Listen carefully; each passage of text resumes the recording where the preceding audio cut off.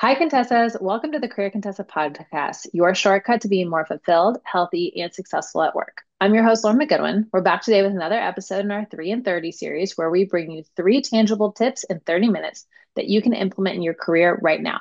My co host for this series is Marnie Lemonik, a career coach and a regular on the podcast. Hi, Marnie. Hi, everyone. Today is part two of our three-part summer series on career clarity. In June's episode, we covered part one, which was all about how to figure out your next career move. If you missed that, we recommend listening to that first, which we will link in the show notes. As the second step in the career clarity process, today we're focused on taking concrete action. We know it can be frustrating to feel like you have a general sense of where you want to go, but not enough of a sense to actually take action. So we're really diving deep into how to make progress when you're just a little bit clear. I feel like a broken record the past few months, but the year continues to fly by. So, Lauren, give me all the updates on the parent responsibilities and how are you holding up? Summer is rough for parents. I feel like you're just sort of waiting for school to start again.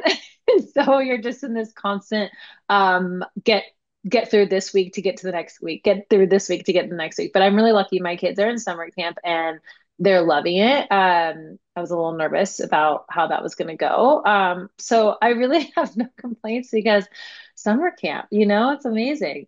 I know Yeah. every parent knows the summer camp puzzle, but my kids are young enough that I don't have to take them to 5,000 different summer camps all summer. I'm lucky I can take them to one and feel okay about it. Yeah, I can imagine as they get older and there's multiple activities, it's like that becomes the next full-time job. I am already concerned. I just learned the other day that the summer camp that they're in right now ends when they're 6. And I was like, oh, like what, like then what, like I'm already nervous about it. But how's your summer going? Tell us like all the things you're up to. It's definitely been busy, which I feel like I said in June too. The summer, I always have this image of just like relaxing and sitting in the sun and not a lot happening. And then obviously there's a lot going on with travels. I finally ended my apartment move saga. I'm settled into my new place, which feels really nice. I have had some visitors in town. I have some trips coming up. So July and August are a little stacked, but then the fall's always busier. So I'm just accepting that this year is a full one and embracing it. Yeah, I think there's this funny meme where it's like, every week as an adult is sort of thinking like it's going to get easier or less busy, and that's not the case. So you should just embrace it. We also just did like performance reviews at work, and so I can tell you that is like it's like this massive project that you're doing at work while you're still trying to work full time on all the other things to finish up the fiscal year you're in currently, and having your brain split in those two ways. Plus, obviously, you need to do a good job at this project. It's your performance review, your peer reviews, all that. Is like, I know why everybody gets to July or 4th of July and they're like, I'm going on vacation. Like, I need to tap out for a little bit. It's especially if your company runs on like the fiscal year schedule, like, wow, it's just a lot, you know? Yeah, the performance reviews in the summer are also more common for companies that aren't necessarily on the fiscal year, but like to do mid-year reviews. Yeah. Hmm. And I feel like it always sneaks up on people. Yeah, because no one's thinking about their performance reviews or pushing for a raise or whatever it may be in the dead of summer. You want to just be on vacation, back to the point of the expectations of summer. Yeah. Yeah. It's like school does not set you up well as an adult to understand what summer means. 100%. All right, should we talk about some career clarity advice and action? I love that we're talking about action oriented because I do think this is one of the most annoying parts about career clarity is figuring out what you want to do, but then once you have a general direction, like what do you do? I feel like it's a constant just running into a wall of like, okay, what do I do now? Okay, the next wall, what do I do now? So yeah, where should we start? Yeah, the pushing through walls is a really good metaphor for it. For our first step in this episode, we're going to really focus on moving in the general direction rather than obsessing on the absolute right path. So, like I said at the top, this is when you have a little bit of clarity and maybe you know the ideal industry you want to move into, the ideal type of title. But if you can keep your mind a little open, it will help a lot. When you're in the early stages of taking action, I'm a big believer in keeping a certain level of that open-mindedness because it doesn't mean that you need to completely settle or abandon the ultimate end goal that you already have in mind, but it does mean that you're open to being pleasantly surprised, as I call it, at the opportunities you find along the way. The search itself is exploratory, and you'll really start to feel this as you dig into the potential new paths ahead. In nearly every job search I work on with clients, someone is stumbling upon a title they've never heard of that sounds exciting or a new company that they're really interested in. So, this step is all about keeping an open mind and learning through the action you're taking. But let's touch on some tangible tips on how you can do that.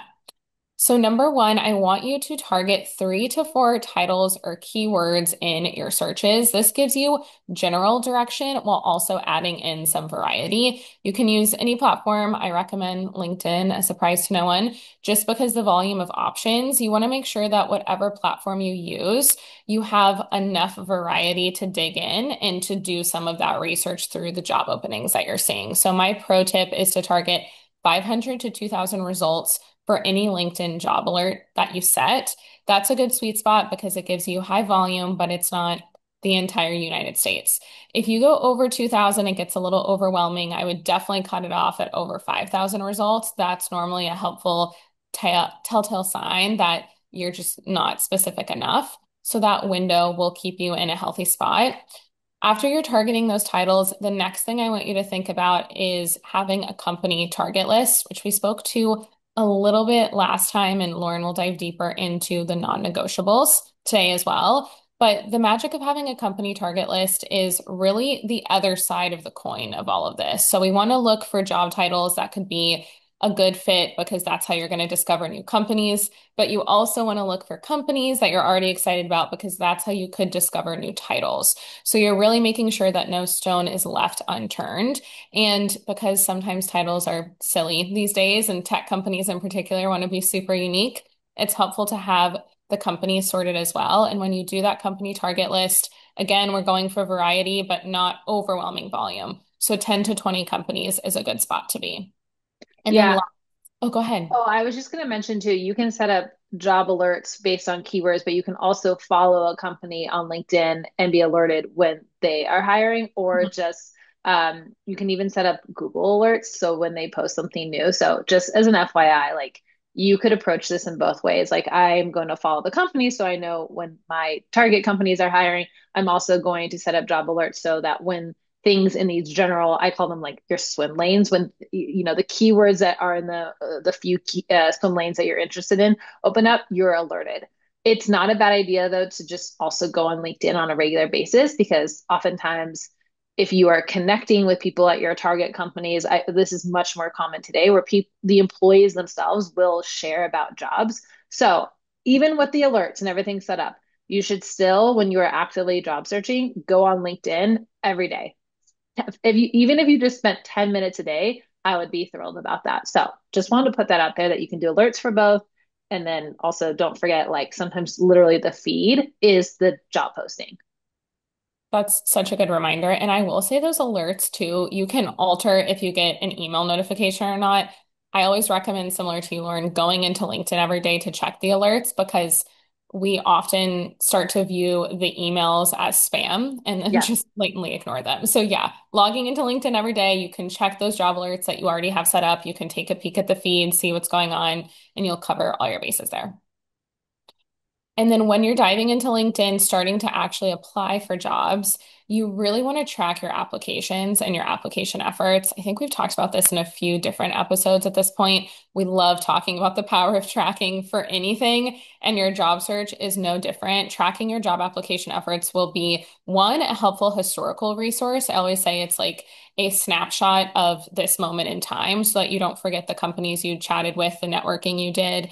But then it's also really helpful for you to start identifying themes and data points that you can pull out. So instead of just guessing why you're getting some interviews and not others, you can start to notice, okay, certain titles are yielding this kind of result for me, or this size company is going better for me than a larger company. And you can have actual data to lean on, which is beyond helpful. When I coach people, this is borderline a requirement for me because it's helpful as an outside party. But even if you're just doing this yourself, the data will be extremely enlightening. And if you don't have the Career Contessa job tracker, which is the one I always share with my clients too, we'll throw it in the show notes because it's inclusive of everything you need. Yeah, absolutely. Okay, two thoughts popped up as you were talking. The other thing that you guys can do is you can search in your network anybody who has said that they are hiring in their posts. So you can search using keywords in a post from the people that you are connected with. So again, LinkedIn is great. Like even if you're like, well, I go on LinkedIn every day, but someone might have posted afterwards, you can literally search your connections. Has anybody written in a post the word hiring? Or job opening. Like think of the keywords that they might put. Um, you could probably even ask ChatGPT how to do that, and it will tell you step by step how to do that on LinkedIn. But just for the sake of timing, I won't go into the details, but you can search that. The other thing, oh, Career Contessa has an amazing job search dashboard. It was literally designed to help you organize your job search in one place. And the other thing I was going to mention is I remember when I was job searching, this would happen a lot where once they would get a lot of applicants, they would take the job down. And so when you find a job that you apply for, copy and paste the job into like a Google Doc or something in case they take it down, because you want to be able to use the job description for any interview prep or obviously tailoring your resume, tailoring your LinkedIn, that kind of thing. So, a little hot tip when you do apply for a job, track all of it, but also copy and paste the actual description, put it into a Google Doc. So if they take it down, you're not like frantically worried about like, well, what was the job looking for? And now I got called for an interview. So yeah, just some tips there as well. And just to give you guys like a personal story, for me, when I was going through this process, I narrowed it down to my three swim lanes were like learning and development, brand content, and then employee branding. And so those were sort of broad, but they had like, if this was like a Venn diagram, they did have parts that they overlapped. And so it's not like I knew the exact job title I was going for, but I had an idea of like, this is the general vicinity. And I think that is the best approach because you have to have this growth mindset of like, I'm open to a lot of different things. I'm not set on one thing unless you are like, I have this one special, like I am an occupational therapist. I was trained in this one thing. Okay, that's different. Um, but just to give you guys like an example of like what my swim lanes were, and then from there I sort of started to edit my things based on like, okay, what are the sort of the common themes and the common keywords that are used among all these? And in part one, you probably have come up with some of those. If not, then another thing you could do, all is like a hot tip is like if you're like, I have no idea where to start, find 10 job descriptions that really excite you. 10 jobs that you're like, I'm so into these. Maybe just that alone will give you some themes. You could ask ChatGPT what are some themes. You can put the 10 job descriptions into ChatGPT and tell me what are the keywords or the overlapping skill sets or what is like AI is going to be your best friend and almost like your own personal career coach or tool that will help you in this like brainstorming process. So sometimes if you're like, I still have no idea where to start, then it's like start there. So that's just like the hot tips that came to me and when I was thinking about this, and also like things I remember I did that were really helpful for me. I'm nodding so heavily. For listening, I am really glad that you brought up the fact that you don't actually have to apply to job listings for them to be valuable. Because that exploratory piece and trying to find the through line of why am I excited about these 10 jobs? Is it the type of culture that they're speaking to? Is it the function of the role itself? Is so helpful. So, yeah, if you need help with the chat prompts in particular and you don't have experience with that, feel free to DM me on Instagram. I'll put my handle in the show notes because I definitely can help with that so that you can do it on your own easily. Yeah. Okay, step two in this process is you really need to refine your non-negotiable list and use it to decide on your top companies. We touched on this in our bonus tip for June's episode, so of course you can go listen to that. But in my last job search, the company was the most important thing to me, probably more important than title itself. It's really hard to get clear on your company target list if you don't have a solid non-negotiable list of what you're actually going to need in your next work environment. So a little quick refresher, some of the factors that you can consider in your non-negotiable list is work-life balance, your career values, salary expectations, company culture, remote flexibility. These are things that you really need to, again, spend some self-reflective time thinking about of like, okay, if I to get what are like the three most important things I need to have in my next role? For a lot of people, these non-negotiables are usually going to be something about location, like they don't want to commute, or maybe they want remote. Um, maybe they want hybrid, something like that is usually a big non-negotiable. Salary is usually a big non-negotiable. Um, and depending on your life, like those, and then there's usually a third one. It's like, okay, I want to work for a big company. I want to work for a small company. I really like the other non-negotiable for me is I really need to be able to, I don't know, be an independent contributor, whatever it is. Like, think about your non-negotiables. We have a great worksheet. It's free that you can download on Career Contessa called Figure Out Your Next Career Move. And it's a nice, helpful prompt. Again, you can now use ChatGPT and say, help me figure out what are my non-negotiables in my next job. And so it's really important to know that because then you don't waste your time going after things that are not going to be a good fit for you. I see this happen all the time where someone's like, I needed a job, so I took this job, but now you're in this job and you're miserable in this job, and now you're in the job while you're trying to search for another job. Now, there's nothing wrong with taking a bridge job. It's a bridge to something better. We all have had to do that in our life, but I think there's a difference between proactively directing it that way versus sort of just like reacting and then trying to figure it out later. So that's tip number two is figure out what are your non-negotiables. Once you have your non-negotiables all set, it's time to translate that into 10 to 20 companies of interest. 10 to 20 might be too many. If you started with five, I'd be happy at this point. A few ideas for finding companies are, reflecting on the missions that you care about. Think about brands that you use and you love. For example, if you're like, I spend my free time watching beauty videos and thinking about skincare, and I just have a lot of information about this. Great. Maybe it's software. Maybe it's, I remember when we were at Hulu, we would always ask people like, what do you watch on Hulu? It could be a favorite clothing brand. Anything that you're sort of interested in is also a really good place to start when you're thinking about that target company list. It could also just be companies where you're like, I know they have a great company culture. Like, I'm only want to go after people who have been on the list of top 100 companies to work for. Like, whatever helps you get started. Um, you could talk about companies you're already excited about for inspiration. Find the common thread with the current companies of interest and then try to find more. Is it the size? Is it the stage? Is it the company culture that they're known for? So what you'll do is you'll want to review notes from any listening tour that maybe you did for recommendations of companies, or review your notes of from the last episode we talked about listening to, or review your notes of places to sort of like where the breadcrumbs leading you to kind of be curious and explore a little bit more. You can also utilize the pages people also viewed section on LinkedIn company pages, or simply use AI to generate a list of similar companies based on interest.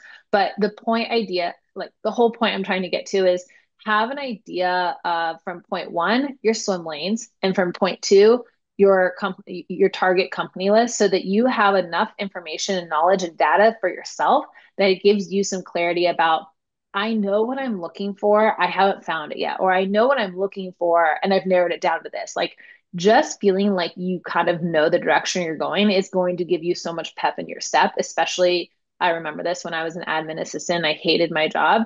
Just knowing that I wanted to do recruiting and I wanted to do it at a startup, I'm telling you, it changed my whole mentality. So I feel like when you figure out these couple puzzle pieces, it's going to really help. Almost like giving you sight to the light at the end of the tunnel. You're not at the end of the tunnel, but you know that it is possible.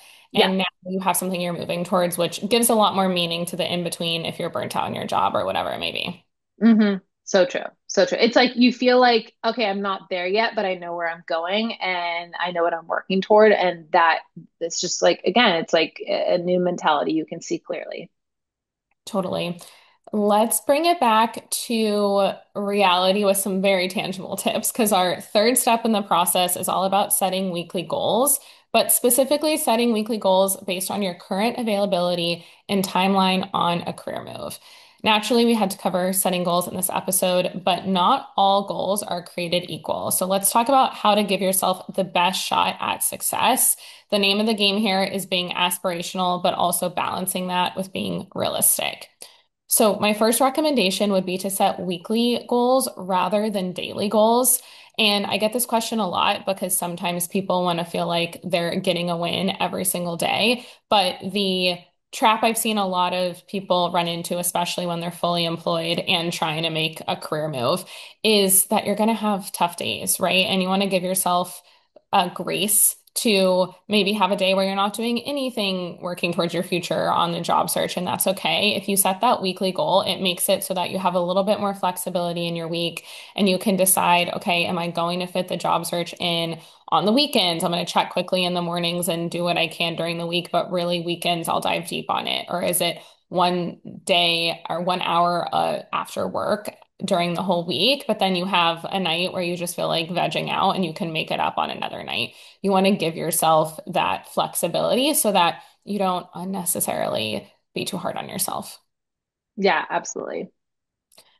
And next, we want to talk about the timing factor. So, this is unique to everyone. And whenever I'm putting together goals with clients, I notice that obviously everyone wants to have everything yesterday, right? That's the way of the world. But I want you to have a little bit of frame of reference when it comes to a timeline. So, a good rule of thumb for an active job search, applying to multiple roles every single week, networking against all of those applications is to give yourself 3 to 6 months. Now, obviously, I've seen it be shorter, I've seen it be longer. That's just a very rough timeline. But if you want a new job in 4 months, then don't wait 3 months to start the job search. We have this tendency to think like, oh, I'm not ready yet, so I can't start yet. But if you just buffer in more time than you think you need, you will be pleasantly surprised and it'll probably line up with your initial ideal timeline. Yeah, I've also found that at least this was my experience, is like your fear like very few people apply to the first job and get it. You know, like it's like marrying your first boyfriend or your first partner. Like it doesn't usually happen, you know? Like I do feel like I look back and I'm like, "Oh wow, when I first started my job search, like it was not very good." Like I'm sort of grateful like the right job didn't open up until later.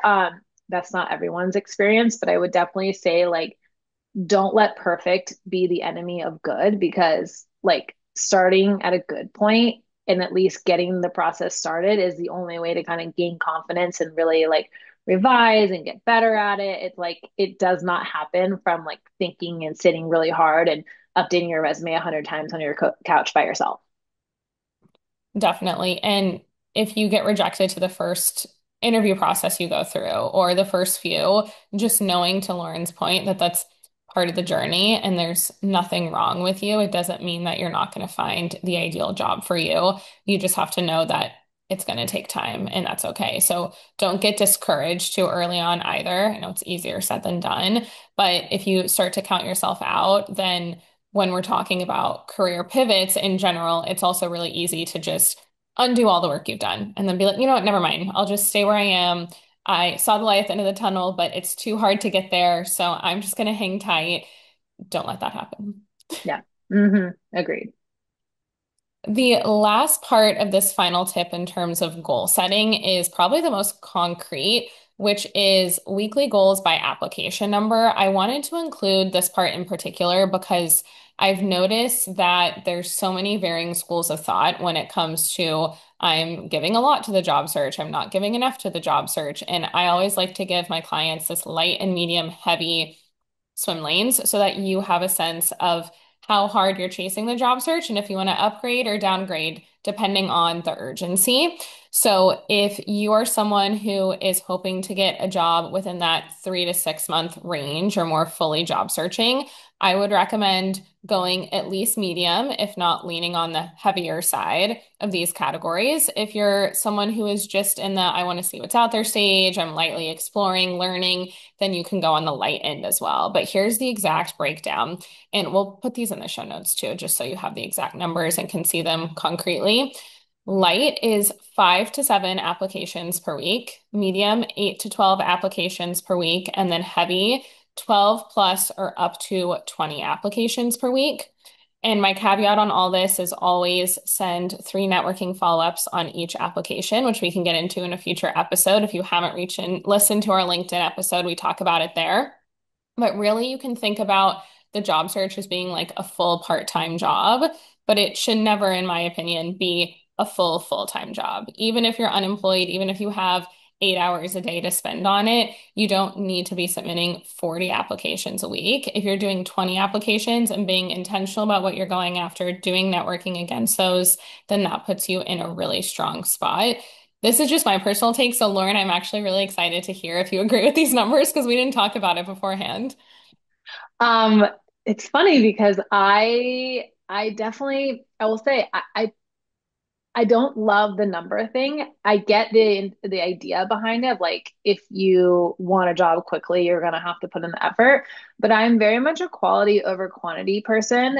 That said, I think that for me, it would be less about the applications and probably more about the networking. Like if you applied to, six really good fit jobs in a month, I'd be thrilled about that. But what I'd rather see is that the person is creating content and sharing on LinkedIn, networking with people on LinkedIn, asking people for follow-up conversations to talk about and have the listening tours, reconnecting with other people to let them know you're job searching. So like, I personally feel like the applications, and I agree with you about like once you apply, you then need to follow up with someone.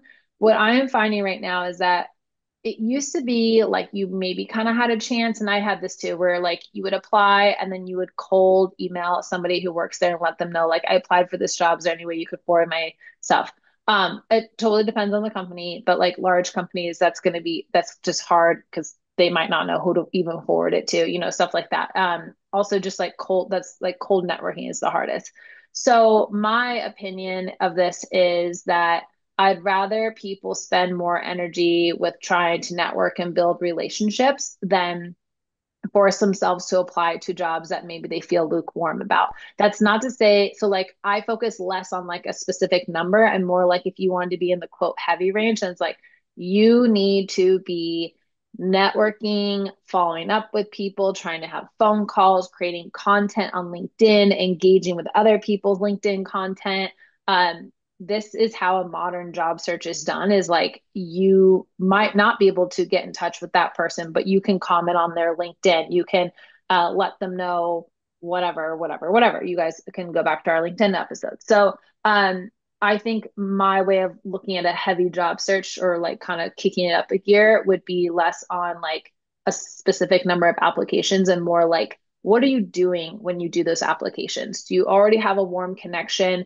It was a completely cold, and now you're really trying hard to get in with some different employees. By the way, sometimes going with more junior employees and trying to get them to forward your stuff or tell you who the hiring manager is a better strategy. So there's no like right way to do this. Obviously, there are plenty of people who, they're like every week I submit for 10 jobs and I get a call from somebody eventually sort of thing. So there's no one right way to do it. I think I'm just thinking back to my recent job search when I was applying for jobs and I didn't know anybody. Um, I didn't get a lot of feedback from those. So I don't know how helpful it would have been for me to just do more of that versus when I tried to purposely like build relationships with people in hopes that a job would open like that. And again, this was just the way I did it. So I think it depends on what you're looking for, what your stage is, all of those factors. There's no and to be honest, if you were really savvy, you would do like all of these things and then you would track and see which one is the most successful. Like I have a friend who got an awesome job by hitting what is it, quick apply or apply on LinkedIn and got an amazing job. Like just and I was like, oh my God, I'm sweating it out for every single thing I do and trying to network and send all these follow-ups. So yeah, I wouldn't say I disagree with yours. I just worry about giving people like a certain number because people will be like, I did this thing and it didn't happen. And so it's like, well, there's a lot of gray in this also. A lot of gray. And yeah, I love your call out that you can also do it all. Like there's only so many hours in the day, but I think strategy wise, it's a really good call out. A lot of my clients, if they're like in the lighter end, then we're doing more of that warm networking outreach, like you said, and still fostering the network that they have. And the cold networking can also turn into warm networking down the Yeah. line. I just had a client telling me yesterday her current job she got because she reached out, she had applied online, they took the job down, but this person accepted her on LinkedIn. And then a month later, the person reached out and was like, we're actually hiring for this role again. and now she works there and loves it. So Yeah. there's an infinite amount of examples, just like your friend who hit easy apply and then got it. So it's all different paths to get to the same place. And it's really just like take what resonates, leave what doesn't, and just Yeah. make sure you're taking some kind of action. Exactly. I think the most important thing is that you are consistently taking action. Like consistency is so much more important than like the quantity of anything. You could have 1,000 networking calls in a month and it leads to nothing.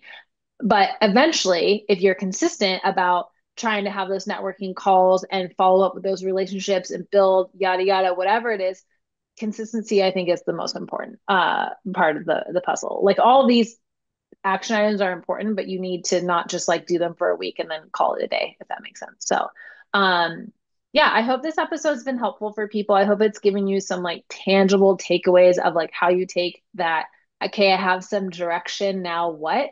And I think one of the most important things here, the themes for me are like have a growth mindset, be willing to try and test a lot of different things and manage your expectations by finding some things that you can control and trying not to spend the energy on the things you can't control. You know, you do your best. You can't control if that cold networking person doesn't reach out, but you can control finding another person. You can control, engaging on posts on LinkedIn, networking with somebody else, or applying for a job, updating your resume, uh, all the things we talked about. So those are my big takeaways. Growth mindset, try to find some things you can control. Don't overly focus and spend energy on things you can't control.